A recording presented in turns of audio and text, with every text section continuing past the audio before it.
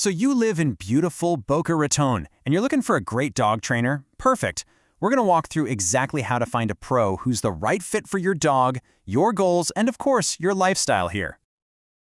A huge part of living in Boca is just getting out and enjoying everything, right? And it's so much better when your dog can come along. Think calm walks, grabbing a coffee at a patio, not the other way around where it's just total chaos. The right training makes all that possible. All right, so here's what we're going to cover. First, we'll talk about training specifically for the Boca lifestyle. Then, how to actually find the right trainer. We'll look at the different options and what they cost, cover the must-ask questions for any potential trainer, and wrap up with some of Boca's specific rules and resources you should know about. Okay, first up, training for your Boca lifestyle. It's really about helping your dog thrive in this unique environment. I mean, just picture it. You're walking through Misner Park and it's bustling, or you're on Federal Highway trying to enjoy a meal on a patio. A dog that can handle that can walk calmly on a leash and not get worked up by every little thing, isn't just a good dog. They're a confident, happy dog. And those skills, that's what lets you both enjoy all these great spots together. So how do you find someone who can teach you and your dog these skills?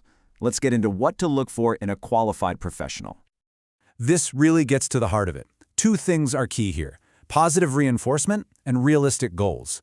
Positive reinforcement is the modern, humane way to train. It's all about rewarding the good stuff, the behavior you want to see, instead of punishing what you don't.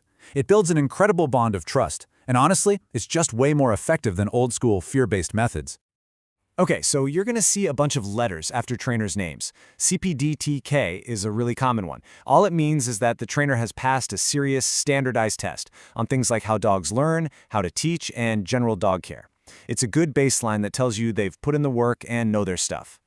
And here are a few other big ones you might see. You don't have to memorize them all, but just seeing these on a trainer's website is a good sign. It shows they're committed to their education. And a quick tip, if you see something with behavior in the title, like that CBCCKA, that's a professional who has extra training for tougher issues like anxiety or reactivity. So if that's what you're facing, that's a credential you'll definitely want to look for. All right, let's talk about the practical side of things. What are the different training programs, and what should you expect to pay? So which one is for you? Well, think about it this way.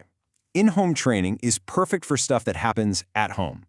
Jumping on guests when they walk in the door, or mastering those walks around your own neighborhood. On the other hand, group classes are fantastic for learning to focus when other dogs and people are around. It's practice in a controlled, but distracting environment. This chart gives you a pretty good idea of the average costs for training right here in Boca. As you can see, group classes are usually the most budget-friendly option. Something more intensive, like a board and train program, is obviously a much bigger investment. And of course, these are just averages. A trainer's experience and your dog's specific needs will play a big role in the final price. Okay, so you've narrowed it down to a few trainers. Now what? Let's arm you with the right questions to ask before you sign up for anything. This list is your best friend. Seriously. Don't just ask about the price. You have to ask about their methods. You want to hear them say things like positive reinforcement and reward-based. Ask how they'll make a plan that's specific to your dog and your life. How will you know you're making progress? What's the homework between sessions? A good trainer will be happy and ready to answer every single one of these.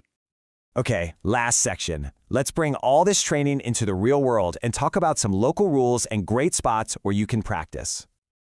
This one's short, sweet, and super important. In Boca Raton, your leash can't be longer than 6 feet in public spaces, unless you're in a designated dog park. It's a safety thing for everyone, so it's a good idea to practice with a standard 6-foot leash from the start. And here are just a few other local rules to be aware of. Your dog needs to have their current rabies tag on their collar. And keep in mind that constant barking can actually be a nuisance violation. Really, it all boils down to one thing: just being a responsible, considerate dog owner and neighbor. Now for the fun part. Where can you go to practice? The Boca Dog Park is awesome for working on recall in a safe, fenced-in space. The paths at Spanish River Park and Red Reef Park are perfect for honing those leash skills. And if you really want to test their focus with real-world distractions, the outdoor areas at Misner Park are the place to be.